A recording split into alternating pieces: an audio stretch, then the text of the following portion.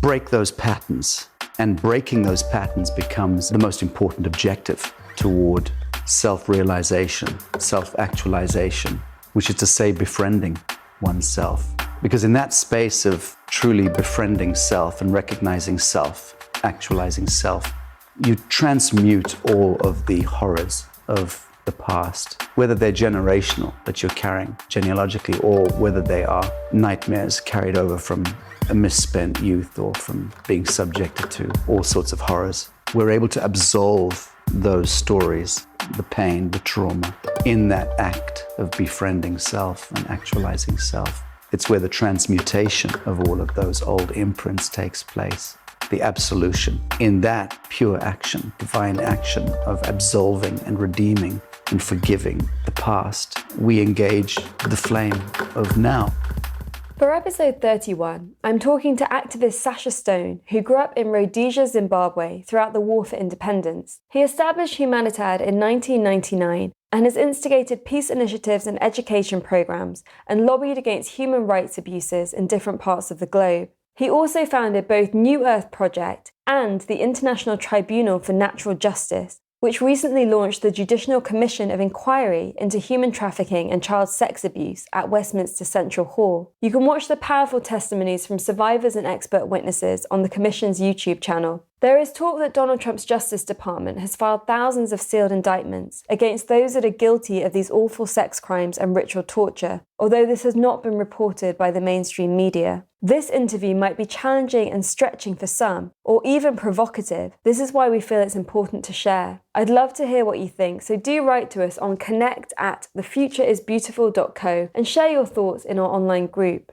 Please do support us in the making of this show by making a donation. You can set this up over on our website, www.thefutureisbeautiful.co, and then click on Community and Support. Talking to Sacha is really quite eye-opening. We discuss science and consciousness, such as using quantum biology to create supplements that cure the root cause of disease, how we can stand up to the system that imprisons us using law created by the very same system, and his work as a whistleblower. For this interview, we sit in Sacha's living room in London, and you can hear gently in the background the cars razzing around and the sounds of the city, adding a little drama to our words. I hope that you enjoy our conversation after this.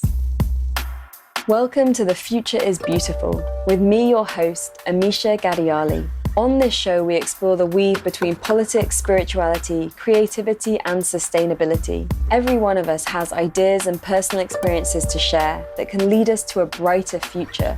Despite the challenges we face as a global community, or the pressures that we meet in our daily lives, when we stop and dare to dream, to ask ourselves the big questions, and to share what we are already doing, we create the future that we wish to wake up for. That future is beautiful. I am delighted today to be joined by Sacha Stone. Sacha, welcome to the show. Nice to meet you. And thank you for hosting us here in your place in London. Can we start by learning a little bit about you? There's so many interesting things that you're working on and you're involved in that I want to get to. But I know that you started off in music and that you were a rock star. Was there like a wake-up moment or something that happened that shifted you into the awareness that you have and wanting to do the work that you're doing now? Well, I definitely wasn't a rock star. It's very kind of you to say that. It's delightful that Wikipedia. Well, so much time has passed kind. that it's delightful that somehow history is able to reinvent itself in that way. I was definitely a disaster star, which is the standing joke in my own eyes in the music business, because I hated the whole thing. But for sure, I'm blessed to have worked with extraordinary, talented people, and we had great fun and did some wonderful tours and albums and things like that. But here we are in the 21st century. I turned my focus a long time ago, 19 years ago. I set up Humanitad in 1999. And that was really when my real rock and roll career began, in the sense that I determined to make a loud noise in shaping the world as I saw it. And I've spoken to this a great many times in the past, but it's connected to my background as a war child, which is always the greatest way to make determinations about how you want to change the world that you were born into. And here we are, a world which is very much engaged in the Third World War, so to speak, which is a psychological war, an information war, one where we're all wondering who we are and what we are and why we are, in Technicolor, in a way that I don't believe we ever have had to question ourselves before. So we're, in a sense, moving from a very linear, if polarized, world view into a kind of quantum worldview or quantum field of reality, where to be LBGTQRSTV, whatever, this whole idea about identification of who we are, lesbians and gays and transsexuals and all the rest of it. What are we? Where do we come from? How do we define self and identity? Is it that we're programmed by the Tavistock Institute or the Fabianists, that we're living out some kind of meta-programming? Or do we define ourselves as being what we see in the mirror of our own hearts I'm talking about? My background was war, rock and roll, and then peace activism. I guess you could call it that. Those are the three primary colors of my life. And they're all very much connected to the same flux, the same quanta. Mm-hmm. How would you describe what that flux is? What it is that your energy is focused on? Defining or endeavoring to define self, true self, or self with a capital S, as I like to define it as.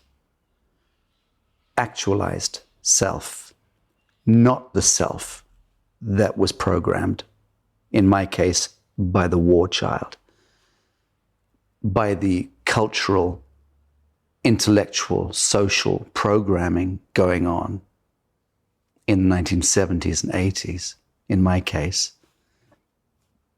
But the self that I recognize as being an agent of change, because I am able to identify my own divinity, so to speak. I'm able to disidentify from those false imprints, social contracts, intellectual constructs, the academic bullshit, the pornography of trivia and nonsense that assaults us as younger people through entertainment and media and education, whereupon we're supposed to frog march into the world to become that good little citizen, that lawyer, that doctor, and do the bidding of nasty old men, carry out the protocols laid out by Cecil John Rhodes over a century ago, or the Oxbridge set. Break those patterns, and breaking those patterns becomes the most important objective toward self-realization, self-actualization, which is to say befriending oneself.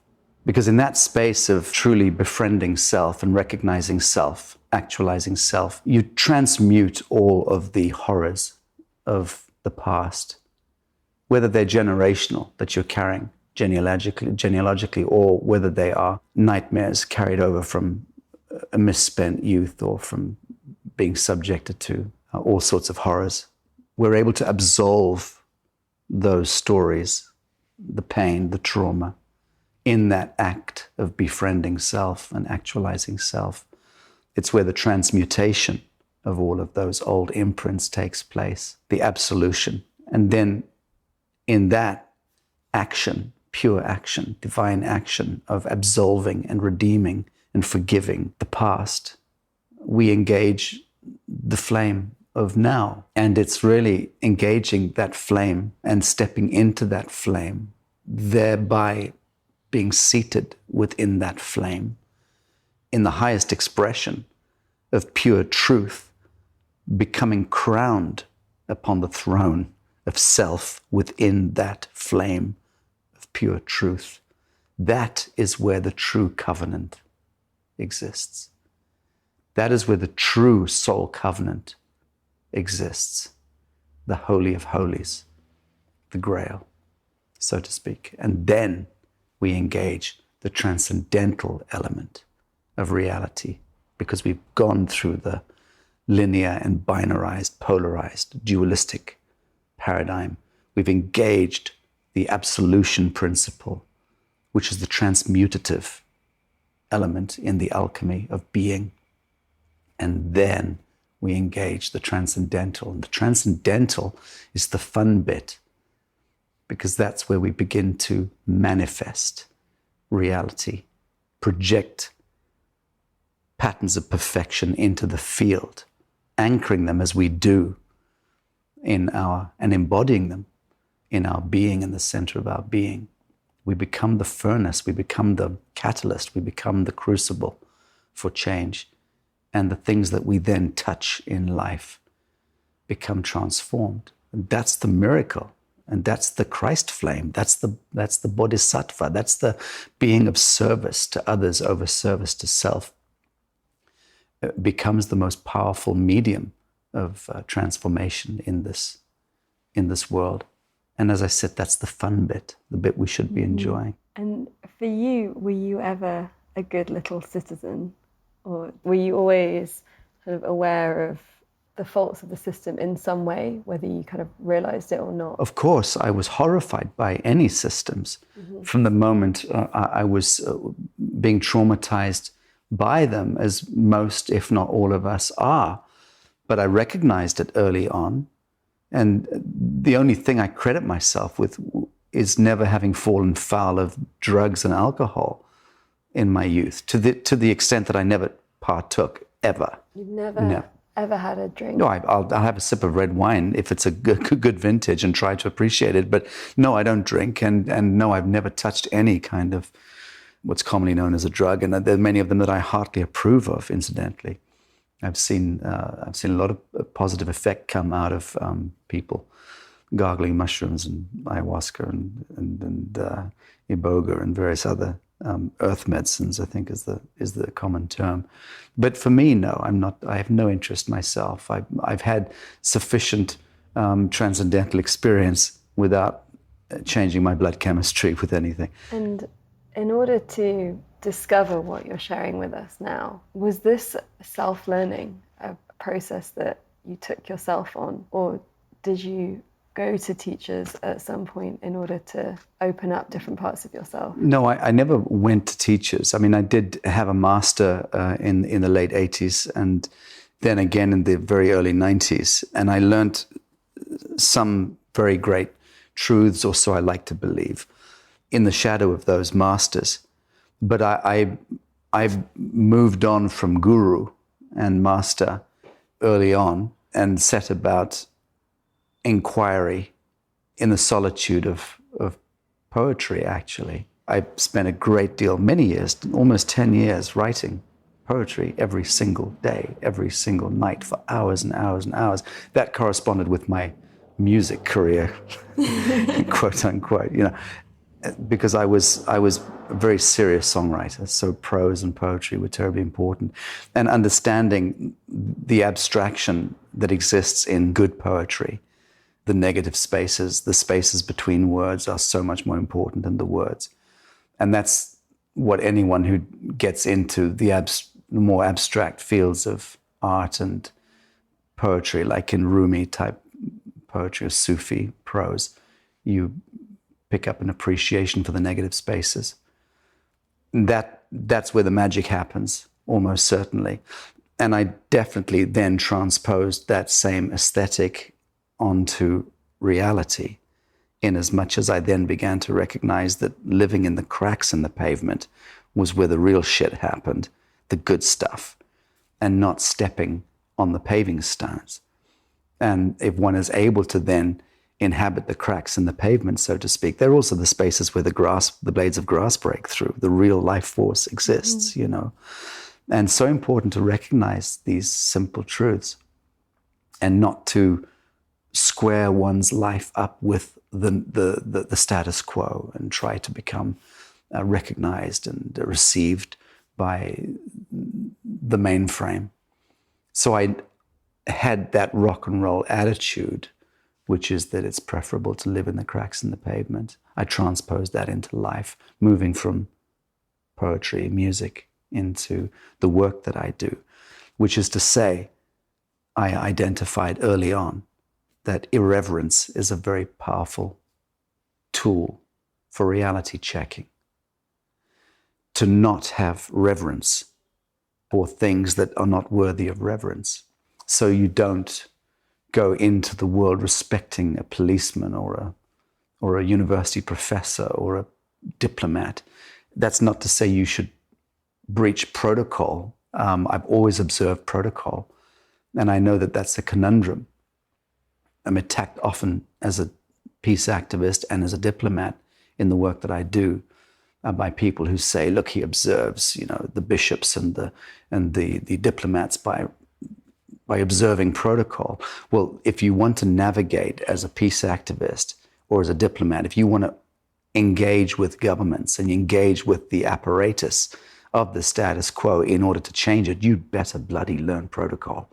And you'd better learn how to observe it and carry it in grace, because otherwise you will just have a steel curtain, no doors will open, and you won't be able to affect the change that you like to pretend you can.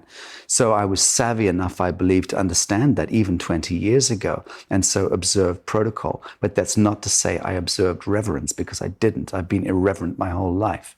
Mm-hmm. And I don't have any respect for authority when it's imposed and not merited. Actually, there's no instance of authority that I can actually say I recognize now with reverence, especially not guru, incidentally, especially not the priestly type or the spiritualized intercessionary principle. I find that repugnant and very dangerous as well. Dangerous because it acts as the perfect firewall towards self-actualization. When we project outside of self towards the icon, the archetype, and give that thing more power than we give ourselves. I see in so much social media the kind of standardized Christian format, intellectual Christianity coming back and speaking in terms of always look up to, Jesus and hold Jesus higher, and he came and washed away our sins. Fuck all of that nonsense. Absolute bloody nonsense. The most abysmal kind of generational, civilizational mind control and idiocy. And yet I see how it seizes the minds and hearts of millions and millions of people, drives them into a frenzy where they'll protect that to the death, these false ideas. And all that they're doing is protecting their own fear matrix. And there's the irony, because these are the people who need to be redeemed and absolved from fear. But they're the ones who will wage the holy wars, whether they're speaking from an Islamic perspective or a Christian perspective or whatever perspective. So actualization of self is my religion and my spiritual formula and my spiritual objective. If there's any objective, it should simply be perfecting relationship with self. And so if we look at where we are now, a lot of people listening maybe work for social enterprises or for charities or are doing things. Others will have more standard office jobs, maybe working in the media or in advertising or in government. Can you take us through what the system is doing to us as we go about these lives? Let's keep it simple. All respect to people doing whatever it is that they're doing in this world. And we're all on journeys for all sorts of different reasons. And I've always seen the majesty of being a street sweeper every bit as there is majesty in holding the scepter and being crowned the king. That aside, the commonality is that all systems are entropic. All systems that define human beings into organized patterns of behavior and outcome, like jobs, taxes, social contracts. All of these systems are vile. All of them are spiritually bankrupt. All of them are entropic in the truest sense of the word, meaning to say that they are programmed to auto-destruct because they are not wired up in a way which makes sense to the organic, sentient, immanent human being, the fully realized human being. They are enclosures and containments designed for reductive idiots. And I'm calling myself an idiot here, as every bit as much as I'm calling you an idiot, or the butcher, or the baker, the candlestick maker.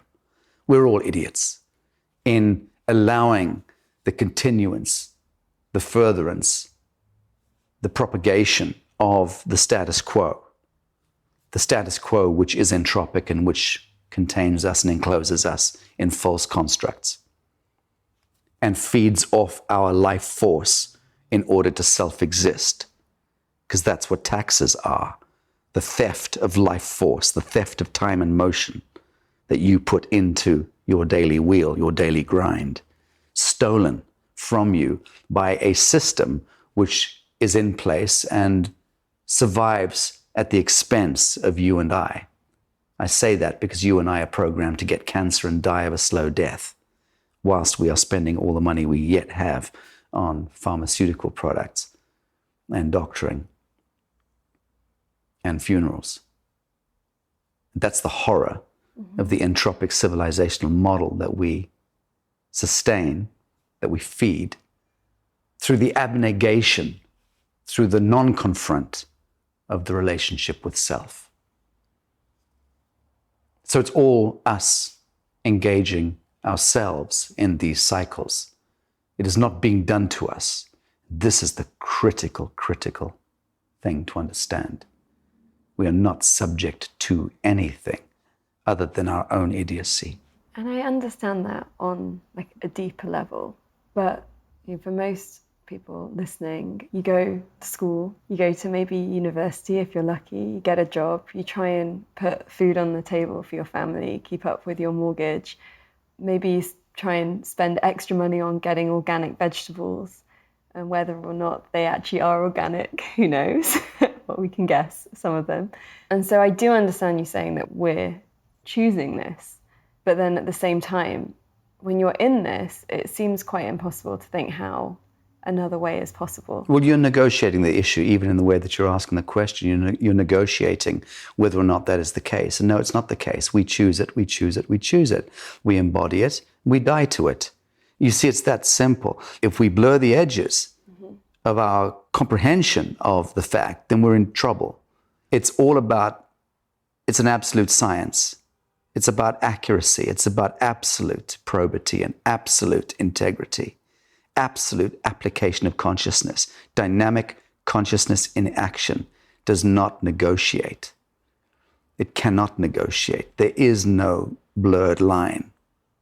I am killing myself by living in this environment and doing this job and feeding myself these foods and my children, subjecting them to the mindfuckery of governments and taxes and entropic models of reality at every turn. When you turn the television on, or when you walk into the high street, or when you get onto a train, all of the social contracts that impose themselves on us, they are all limiting. They are all programmed with entropy, with death. My favorite subject, birthdays and time and the celebration of time, which is such infantile, moronic idiocy at the civilizational level. Again, not popular to talk in these terms, but it is what it is. If we want to remove ourselves from these cycles, from these patterns, then let's remove ourselves from these cycles and these patterns. And let's do so by recognizing the ritualism that we're engaged in in furthering these patterns and these objectives, like singing goddamned happy birthday to one another once a year, like lighting up goddamned birthday candles once a year, like pretending that it's good and proper and right to celebrate time, which is a calendric system imposed by a deviant Vatican complex many centuries ago, which did nothing more than remove us from the circadian rhythms and the real rhythms of natural rhythms of the earth and the seasons and the stars.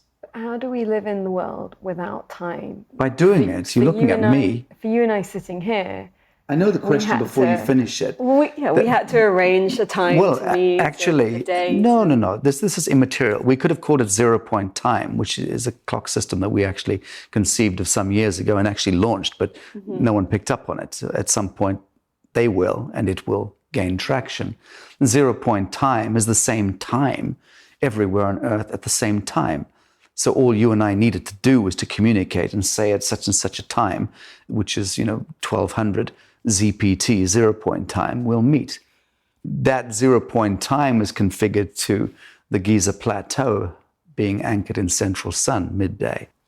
But in Guatemala and Mozambique, it would be exactly the same time. And humans could then get back into observing nature, observing the sun, moon, and stars, observing the seasons, feeling them, feeling their way intuitively toward what time of day it is, more or less. And then magic happens. It's called telepathy. That's our psionic intelligence that activates as well. So if you and I are compacted to meet at some point mid-afternoon over yonder hill, well, we will remember it and we will meet over yonder hill in much the same way we did for thousands of years.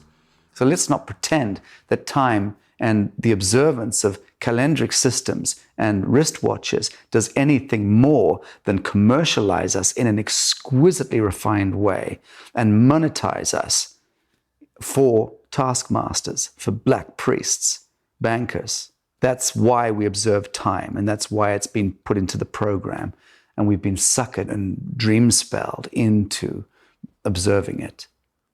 And everything we do is now fractioned into seconds and milliseconds. It's disgusting. It's terrifying. It's where the devil conducts his orchestra. For those who can see it, it's diabolical. So the greatest gift we could give ourselves as a civilization, I said this 5 years ago when we launched the New Earth project, was we should remove ourselves singularly from time and collectively. Have nothing to do with it. I don't. I've never worn a watch. I don't observe times. I'm lucky enough to get prompts on this phone 15 minutes or thereabouts before I've got any meetings. And I'm generally always prepared for them, whatever it is. But that's because somebody else organizes. That's fine, but it's because I'm observing the fact that others who want to speak with me are living in that flux, but I don't live in that flux. And I don't conduct my symphony using that methodology because I observe and I recognize how mutant it is. Genuinely. I mean, ask the people who know me, who live around me, and I'm probably very annoying to live with because I really don't observe time and I don't recognize. Last week I put a birthday hat on for someone in my life who birthdays are very important. And I observed by wearing a silly birthday hat, and I certainly didn't sing happy birthday, but I certainly made it clear that I found the whole ritual, absurd.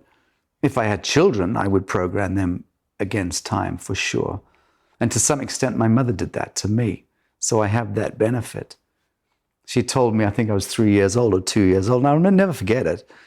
It was a Christmas tree, and she said, little Christmas tree in the house, and she said, kids, this is the last time there'll ever be a Christmas tree in the house, and we will not observe these nonsensical things, so get used to it. And we went into life pretty much not observing them thereafter. Yeah, I'm just taking a moment because I've never thought about time before. Well, it programs death into our DNA. It's your 73rd birthday, and you've got 50 people around you singing happy birthday and reminding you that you're 73 years old. Well, the Bible reminds you that you're dead after 70, So you're now 3 years older than when you should have been dead, according to the dream spell cast by the biblical meme. And you get what that does to you. So you wake up every morning thinking, my God, I'm 73, I'm 3 years older than I should be, than I have a right to be. And that's part of how we program death into the DNA. It's very, very dangerous stuff. Where the mind goes, the body follows. We know that. That's how quantum, the basis of all quantum physics. Yeah, no, I've thought about it from the lifestyle perspective of this is the time that you're supposed to have children if you want to do that, and this is the time that you're supposed to work and progress and, you know, own your own house and and then you retire, and then shortly after that you disappear. Like all that's a program. all kind of all a program. I've thought about that being a program, but I've never actually thought about that. There are souls in the world who are over 1,000 years of age. Absolutely. In a body that yes, in the same body that they were born into. Yeah. Really? Yes, absolutely. After this interview, I'll happily share some of that with you. Let you have a look at some photographs. But there are beings that, and so-called immortals, who are way beyond the remit of normal time. And we now are at the brink of quantum biological revolution. I'll discuss that with you later as well. It's not ready for public dissemination. But it is over. The whole game of what we believe ourselves to be as human beings and what we believe our allotment is of time is no longer exists in our generation. We are engaging the imminent, immortal, a rekindling of the immortal DNA, so to speak. And this is not spiritualized woo-woo talk. I'm speaking in terms of the most advanced molecular biological research and discovery of what it is that makes up the human being. So let's go into that momentarily. But well over 90% of the DNA in your body is non-human. It's microbial DNA, nothing to do with human DNA. And yet that composes well over 90%. Microbial DNA and microbial cells, and genes, there are far more of them than there are human genes in your body, over 90%. So that should tell us, and we've just recently discovered that, very recently. Now, there are ways of triggering in the human body different patterns through electrochemistry and quantum entanglement, creating different phenomena at the level of DNA in the human technology, the body, which will resurrect and bring back our capacity to live for centuries in the same way that the biblical patriarchs did thousands of years ago. Factually, none of this is conjecture. None of this is fantasy. Mainstream academia, in its infantile idiocy, believes that the human should die between 75 and 95. But they know nothing about what went before. They know nothing about biology. Why do I say that? Because that's fact. Because medical science and health science has only studied less than 1% of the information matrix of the human body, which is human DNA. How could they possibly know the big picture if they've only been focused on less than 1% since Watson and Crick discovered DNA? So the quantum biological discoveries that are opening up to us right now, and we, my organization, are deeply invested and embedded at the front end of that. Very happy and very lucky to be so. The things we're learning from the most extraordinary academic minds right now are phenomenal in extreme. But I'm happy to put whatever reputation I do have on the line and say that in your lifetime, the reemergence of the immortal, imminent human technology is absolutely assured. No question about it. We have the technology today.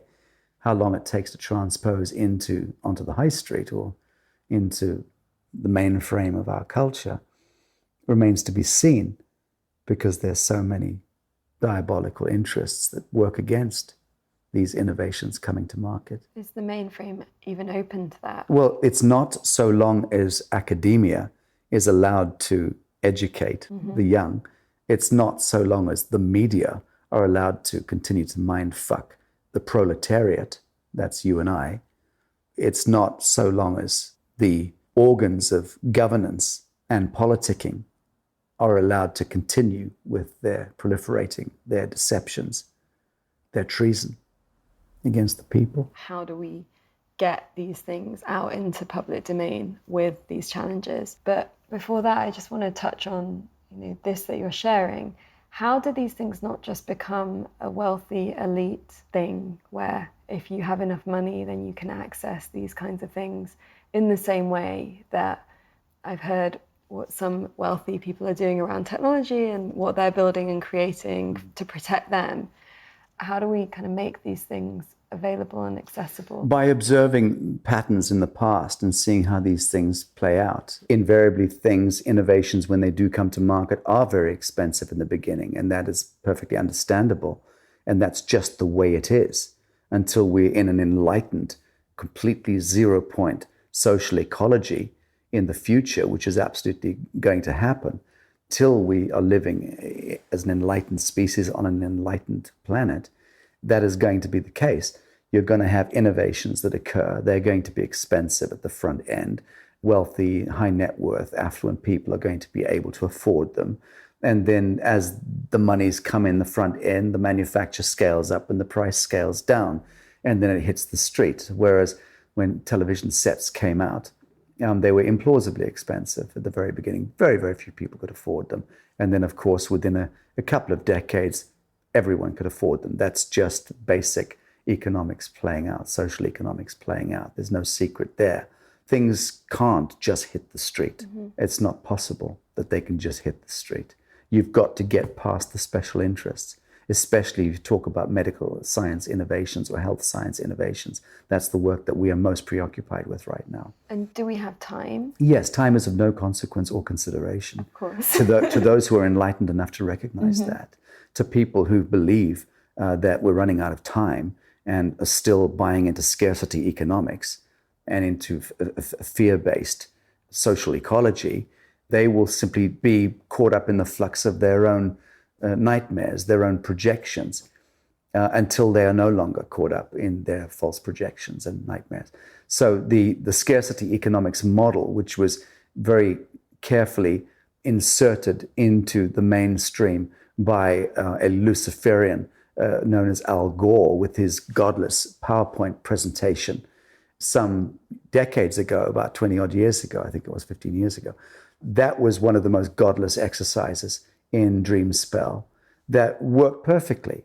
It was a program, it was a psyop, it was heavily financed, it used the arteries of mainstream academia and media, and then even entertainment, to sell that Luciferian or false light narrative to humanity about polar bears drifting off on packs of ice, the North Pole melting and so on. Well, why is it that we have more pack ice in the North Pole today than we did half a century ago?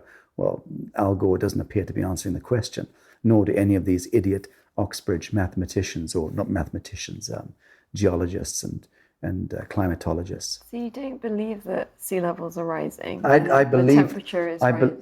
No, I don't believe any of that nonsense at all. Variously, temperatures are rising and falling. It depends where you're taking your readings. Yes, these phenomena are occurring all the time, and they've got everything to do with the placement and or displacement of our Earth, our planet, in the solar system, in the context of its movements within the spiral galaxy of the Milky Way. So you've got these constant changes are happening and are quite needful and necessary.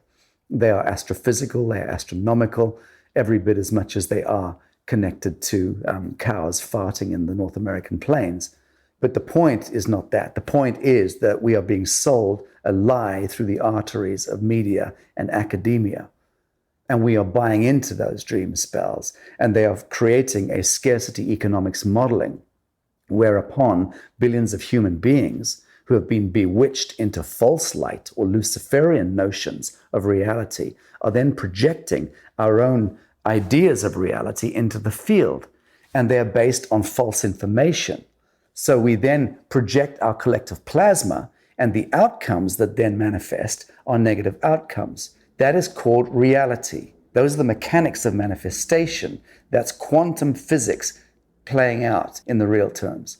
So what do you want? Do we want to be clever and catch up with ourselves, or do we want to be bewitched and spellbound into the program, into the programs that suit the business models of Luciferians? And by Luciferians, I mean false light worshippers, people who sell false knowledge and who project false ideas into the field. Because that describes the flux that we're caught up in as a civilization, as a species, as a peoples. And so that applies to climate change in that example, or to It's terrorism, a classic, or any of these terrorism things is a good that one. Climate change is a good one. There's only one form of terrorism, and that's called government. And governments create and sponsor and finance and proliferate and perpetuate terrorism. Always have, always will. Way before the ancient Greeks and the ancient Romans took the citizenry into their thrall, same today. We are all in the thrall of governments which control the media apparatus needfully in order to survive. That's their own survival reflex, is to be able to propagandize. And they do it very, very well today.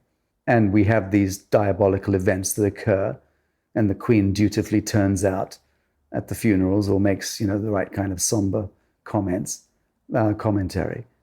But it is the state. It is the crown, so to speak. Cronus, the titan that devours its own young. Cronus is the crown. The crown is the thing that demands allegiance and that usurps the sovereignty of the true sovereign. The true sovereign is the living man and living woman of the living soil. We tend to forget that. So we choose to be indentured into the idolatry of monarchism, buying into governments and party politics, and buying into the dialectic that's sold us through the television screens. That's binarized reality complex, as I said, infantile idiocy, but we choose it as a program until we no longer choose it. And you no longer choose it when you recognize that it kills you, that this is the stuff that we're franchising one to another, and that is actually offering our babes up for sacrifice. When we truly step into that flame of being here, now, and recognizing pure truth. Pure truth requires that you lay down the toys, that you don't hide behind these memes and these false projections and these cultural ideas and education patterns. Lay them all down and see what you see. Do you believe it is right that a man in a costume or a woman in a costume calling themselves a peace officer can pull out a notebook and give you a fine of £75 because your dog has taken a poop without you seeing it behind a tree, or because you walked across a road which wasn't a zebra crossing, or because you had a back light wasn't flashing, because you weren't aware that the lords of time controlled the filament in the light bulb and it happened to blow 20 minutes ago, but you weren't aware. And so because you don't have the correct papers at the correct time, you're subject to a penalty, to a fine. What kind of grotesquerie is this, where we allow people in costumes to penalize us for basic existence, and we find that acceptable? And it's happening to millions and millions of people every hour. Billions and billions of dollars a day are being generated through the penalization of living men and women of the living soil by systems that are so rogue, so out of control, and so unrighteous. That's the dream spell. That's what we proliferate. That's what we permission. I don't permission it. I will not be fined by a policeman. I will not engage a conversation with that policeman. So what do you do in order to not then get court orders after court orders? Get the court orders, see what happens. Let them deliver brown envelopes to the door. Don't answer them, don't engage the contract. There's many, many ways of engaging those processes and being able to defeat those processes. The UCC, Uniform Commercial Code filings, understanding, brushing up on law, learning how to do it. I'll give you an example. I had a beautiful woman here in her mid-70s a few weeks ago. I'll be making a film with her in the next couple of weeks, and that will come out shortly. Extraordinary Indian woman, And she was running her own business in Florida, the United States, many years ago, very successfully. She was a real estate dealer. And she was selling about 30 prime houses a month, winning awards, doing so well, looking after her family. Beautiful woman. And one day the police turned up and said to her, you have one of your clients is a drug dealer. She said, well, I have no idea who you're talking about. They said, well, you've taken a deposit from this individual. She said, well, how am I to know? They arrested her for being complicit with a drug dealer and receiving drug-related funds. And using a bunch of made-up statutes, they put this woman behind bars for 8 years. 8 years? Yes. Destroyed her entire life, ripped her from the bosom of her family, destroyed her life, monetized her, probably made $3,000 to $5,000 a day off her while she was in prison by leaning against her birth bond, which is how it works. So we're monetized on the streets. We're monetized whilst we're sleeping in our bed. We're monetized every time we sign a piece of paper. You just don't know about how your signature's flipped and then discharged against your birth bond or your treasury bond. So human beings are collateral, are cattle, chattel. We are literally the sacrifice of innocents who are being monetized and harvested by Babylonian priests within the banking system. You just don't know about it. That's what finances governments. That's what finances all the black ops programs and so on. All the devilry that is thrown against us, works against us, is financed this way. We're part of this ghastly cycle that we know little about, and we don't care to learn about it, and that's the problem. We don't often brush up on this. We don't often care enough or pull our heads out of the sand sufficiently to go and study UCC law. Well, this woman did. She went to prison. She had a choice. Either she died in prison of a broken heart or a rapid onset cancer or something, or she chose affirmation and she chose to study law. She studied UCC law. She came out the other end, learning how to beat the system with its own stick. She doesn't pay taxes. She doesn't pay utility bills now. She knows how to offset all of that nonsense. People need to learn about that. And the International Tribunal that we set up is shortly going to be putting out workshops on UCC and educating people who care to learn about this, how to themselves step outside of the fiction of their own birth bonds and treasury bonds, and then actually claim back the monies from the system that the system has stolen from them, which you're allowed to do. It's a little complex, quite a bit of paperwork, but you can do it, and you should do it. Wow. Okay, well, that's just blown a lot of our friends listening's minds as the possibility opens. Well, if you are happy to follow this up with me in the coming weeks, I will happily let your network know exactly about these workshops, and they can participate and let them be the first network, intelligent network that activates these protocols. Mm-hmm. Amazing. Thank you. I was at the New Earth Festival in Akasha in Bali last year, and I saw the unveiling of the free energy machine on the last night of the festival. Can you share a bit about that? I can share what I'm allowed to share, absolutely. Yeah. It's in with the Fritz Pop Laboratory in Amsterdam right now, has been for getting on for a year, and will be so for, I believe, a few more months. Some very exciting developments there. What I did at the time of the festival was said, this is what we're working on, and this is what this form of energy does and promises to the world. I did not say it was for sale and that we were about to distribute it. So we came under a hail of bullets months after that by people saying, and what happened to the cutie pie? Well, the cutie pie is doing exactly what we said it would do, which is continuing to be developed. At the point at which it is ready for release will be released, not before. But we're excited about it because it's doing more than just creating so-called over unity. And you have to be very careful using that terminology, because technically there's no such thing. But other than creating energy, it is doing more than that. It's structurizing water and structurizing the atmosphere. And the implications of that are quite extraordinary. So we're being given the feedback by our technical and engineering guys who are controlling the process now and moving it forward. But we're excited and we're hopeful that we'll be able to stabilize the energy aspect of it sufficiently to be able to release it and get it out there. But that'll happen when it happens. And I am very unapologetic about the status. In retrospect, I should not have shared even our early adventures into this. But we did, and that's where we stand right now. In retrospect, why? Because what I've observed in the last year, and it was some of it was triggered by that, there is such a vicious, recalcitrant, shitty energy that comes from so many people through social media. It disgusts me to the core. We had the same thing after the seatings of the International Tribunal in Westminster a few weeks ago, where we staged a 3-day seating of the Judicial Commission of Inquiry into human trafficking and child sex abuse. 3 days of seatings, which almost killed me and my team. It was so exhaustive to work for months and months and months and put that on and bring in police commissioners and survivors and bishops and secretaries of state and powerful people and get them all to England and finance it ourselves, because we didn't get the money through donations. There was some donations were made, but that was probably 10% of the budget. We pulled the thing off nonetheless, and it was such exhaustive work.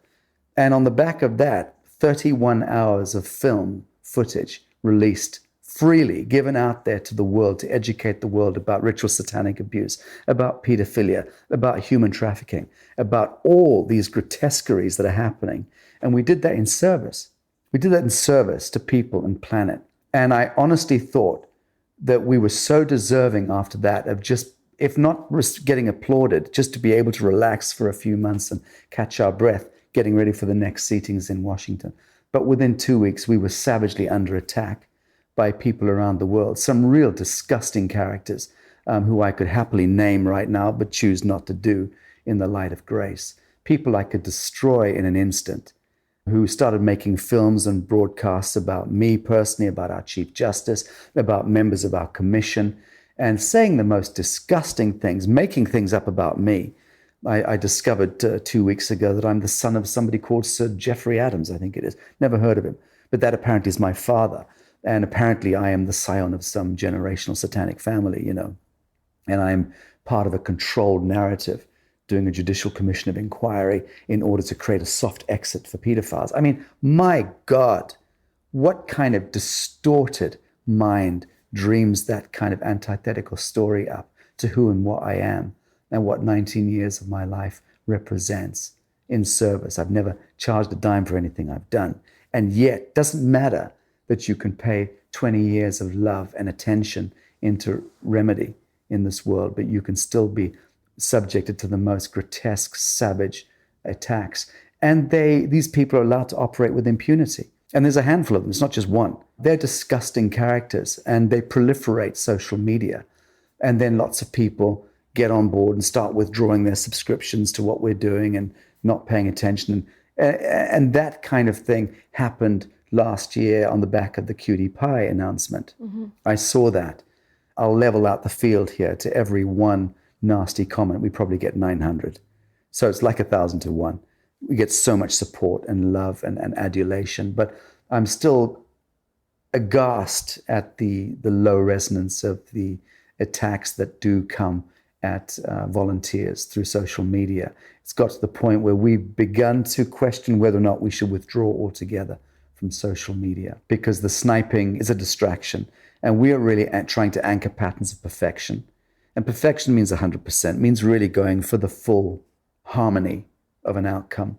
And I don't like distractions, and I'm beginning to think that even engaging with social media is a distraction from the work that we do. Does the work that you do not need the message of the work to be out there? Well, not in the linear sense, no. Stuff does carry through social media, it is true. There are other forms of social interaction that aren't mainstream social media. Those, let's call them apparatus of communication, we're looking at very closely right now. Enlightened networks. So I'll give you an example, your own network. I know the people that recommended you to me, and I know that that's an intelligent, conscious connection. So it is pretty obvious to me that your network is going to be high resonance, and more or less pretty conscious. So for us to be able to communicate to conscious networks like yours is a delight. And we'd be happy to feed stuff there, but not just throwing it out to Zuckerberg Incorporated and allowing it to then be mutated through all sorts of algorithmic nonsense. in the internet, because we know how that stuff works as well, and how we're tied into knots and turned against ourselves as conscious communities through these algorithms, and how our real support base is actually cauterized and deflected, and the troll element are allowed to feed back in and poison the water.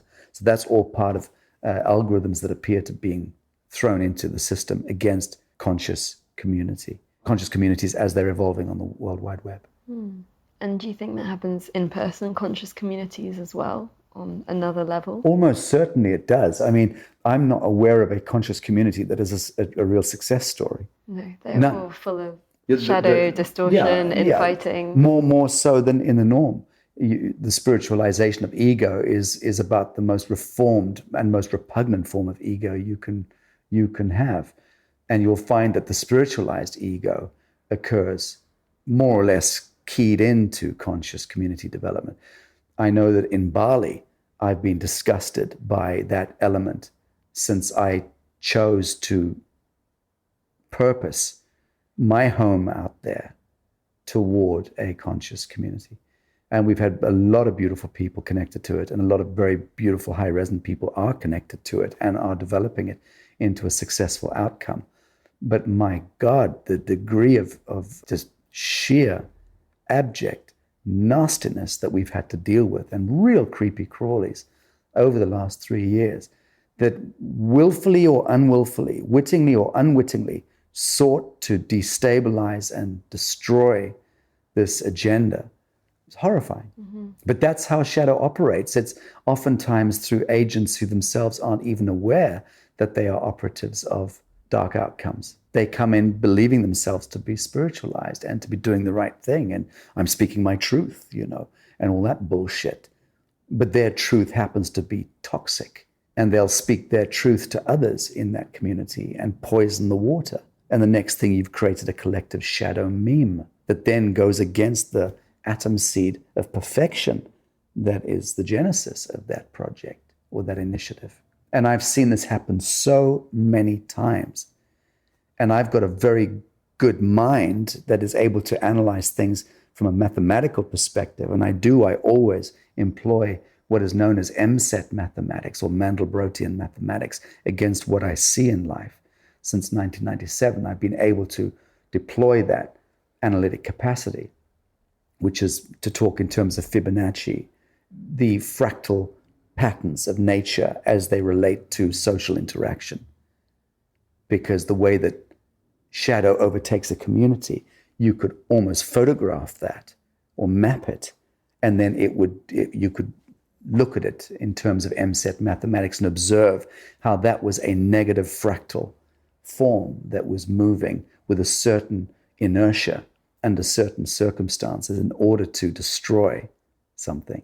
It's quite bizarre, but that is how shadow and light seem to interact, also more or less observing these mathematical laws of nature. It's clear you have no fear, but when you're working on these things, whistleblowing, new concepts like free energy, this quantum biology, talking about the power structures of the system, you are putting yourself in danger. I put in inverted commas, and maybe the people around you or the people that work for you. Yeah. How do you manage, and how do they manage the inherent fear that's in just, society? Just apprehend the notion that I put anyone else in danger, because that's false thinking. It's wrong thinking. Yeah. No, I am not responsible or accountable for any single thought, action, or deed of another living soul. Be clear about that. So never put that onto me. I didn't mean it no, like I know that. I know that. I'm just helping you to sharpen language. I'm helping you to sharpen the focus here, because it's really important that we never allow ourselves to think in those terms, because that is the language of fear. And the language of fear is based on the language of obfuscation, meaning to say of misrepresentation unwittingly. So let's just be very crystal clear. We are all covenanted to be exactly where we are at any given time and doing exactly what it is that we're doing. And the owning of that fact is where pure truth resides. And it is only in the flame of pure truth that self-actualization occurs. And it is only through self-actualization that the powers of manifestation seize us, and we're able to actually manifest higher forms of reality. So that's the math of who and what we are in any given time, in any given engagement. Look, I've had things happen to me, horrible things, and I don't want to itemize them here particularly. But yes, I've had absolute attempts at my life. And no, I don't think they're particularly glamorous. And I don't think it's particularly sexy. And the last one in particular was particularly disgusting and horrible and awful to look at and observe and to go through, which took some months. And it was only retroactively diagnosed by one of the world's greatest clinics some months ago that it was indeed a particular kind of poisoning that was supposed to kill me. And that was in 2016. And it was horrible. And for the people around me who observed it and who were nursing me, it couldn't have been much fun. But it didn't kill me. There was an intercessory there, curiously enough, and irony of ironies, the intercessory was a master in Nepal who, through remote engagement, helped me to turn the corner in that particular case. But I don't want to particularly go into that story or other stories which were a bit more brutal and connected to guns and bullets and things like that. The point is this: you go into this kind of work either completely enchanted or bewitched by an outcome that you see that is burning inside of your conscience. And in my case, it was that in 1997, when I was seized with the knowledge of an outcome because I saw it. I absolutely saw it in a very transcendental state, but it was so absolute that I was able to carry myself forward and change my entire life, an entire vernacular, and move into that quantum space, and have never balked since in nearly 20 years. And what I've observed is a systemic, successful acceleration toward that outcome, to the extent that it's pretty much here and now. This year, next year, the year after, we pretty much arrived at that acme point, as I see it, connected to the limited prophecy that I was engaged with in 1997, 98, and 1999 over those 2 years. The fearlessness comes with that territory. I'm by nature a coward. I've always said this. By nature, I am a coward. By nature, I will be the one to run from a fight. By nature, I am the one who will put my foot to the accelerator and just get out, move.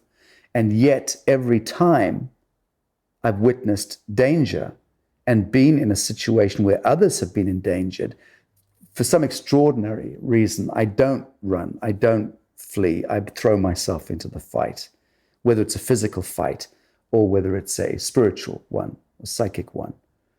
So that's just something that's unusual in my own nature that I've observed over the years. I said to you earlier today that there's some good rationale for stewarding a kind of psychopathy in yourself at a time like now, when the world is in such flux, when we're all completely wondering what the fuck is going on, sociopolitically, socioeconomically, galactically speaking, in every way, shape, and form, we're all in such an exquisite flux. I'm loving it, incidentally. But for many people, I can see the breakdowns happening, psychoculturally. I can see the breakdowns. I'm loving it. I saw that this was going to happen. But the best thing you can do in cases like this is to kind of embody or engender a kind of psychopathy within yourself, where you start to just disidentify with all of this stuff. Just really, not harden yourself, don't harden your heart. Just really stop identifying with anything and disidentify with all of these things. The problem comes when you take something seriously, when there's that knock on the door and you allow yourself to go into an adrenalized, they've come for me, or it's bad news, or there's another bill, or whatever it is. It starts with that. It starts with the knock on the door, believe me. If you're able to really disidentify with the notion that anything that knocks on your door has any thrall or hold over you, then you're winning the battle. And don't not open the door ever. Always open the door. Always march up to that door and open it, especially if you think it's a bailiff, especially if you think they're coming to get you. Walk up that door, open it, and project fire through your eyes. Literally, literally. See it as though you're part of the Mahabharata, the ancient Hindu epics, and that flames are coming out of your eyes and open the door. Turn the game on itself. This is so empowering, and it's also the alchemy of transmuting fear into the other. But you must engage the flame. You must walk into it. You must walk into the cave. You must never cower behind the sofa or behind the bush, ever. Always walk into the flame. And that's where Atman, the highest expression of actualized self, emerges, and you become a god. And you see your godliness. It resonates. I've had a few accidents. I'm somebody that might be scared of little things like traveling around, and I might be scared of walking over a rickety bridge or something like that. But then when I've had these accidents, all this energy comes to serve, to help, to be there. And that's really comforting to know that at the depth, there's that courage, and that actually things that take up so much energy are kind of inconsequential. Yes. So if we can just let go of those fears. Absolutely. Like I said, false identification, identifying with things that don't in and of themselves actually exist, is where dream spell comes into being. We're sold ideas. The ideas don't exist. We're told that the ice caps are melting. We're told that we're running out of air, that we're running out of this and running out, and we believe it. And so we project that false belief into the field, and that then becomes the elemental cloud that then starts to devour us. And the next thing, we're genuflecting and paying money to the church to stave off the great day of reckoning. And you can't stave it off beyond a certain point. And we're civilization at that acme point now anyway, when we simply need to stop running from self and stop abnegating our consciousness and our consciences and just apprehend self, turn around slowly. Do it in a mirror. It always helps if you have a mirror there, quite literally, and look at yourself for the first time in your life and say, hey, how you doing? Good to meet you. Very powerful. Brilliant. Having just spent 4 days in bed, ill, and this being like my first trip out of the house in days, this feels quite surreal. Also, it's like a recalibration of reality. Thank you. Great pleasure. And we'll post links to, is it newearth.org? Honestly, I don't know which is the. I think it's newearthproject.org. We'll post links anyway so that everyone can find out more. Very good. Thank you. Great pleasure. Thank you for spending your precious time with us. As always, you can find links to everything we mentioned in this episode, download our book, and discover so much more over on the blog. We don't believe in selling you things you don't need through this podcast, and so it's made possible with you, our community. If you loved this and would like to fund our show with a monthly donation or join our online group to connect with other listeners, please visit www.thefutureisbeautiful.co and click on Community and Support. Please also share with friends, hit subscribe, and leave us a review so we can grow. Those gold stars really help others find us, so these ideas can spread. Here is to us, creating a beautiful future together. The Future is Beautiful is made by an all-female team working voluntarily or on reduced rates until our listener support grows. If you have been moved by anything you heard here, please donate the equivalent of buying us a drink. All donations make a huge difference to us and will allow us to keep doing this and remain advertising free. Until next time, I leave you with this question. How will you create beauty in the world?